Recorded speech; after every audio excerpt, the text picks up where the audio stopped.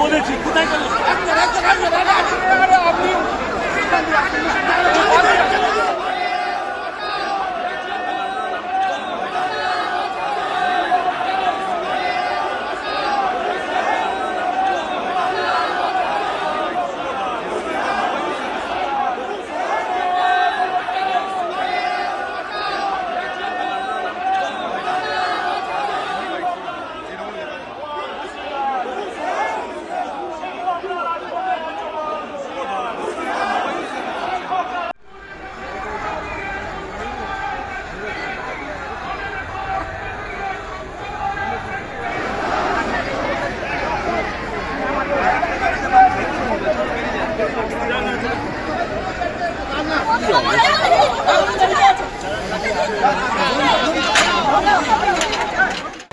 আমাদের দাবি হচ্ছে এই ধর্ষক, এই অত্যাচারী, নারী ধর্ষণকারী রাজ্যপালকে এই বাংলা ছাড়তে হবে। একটাই দাবি, এই বাংলা ছাড়তে হবে।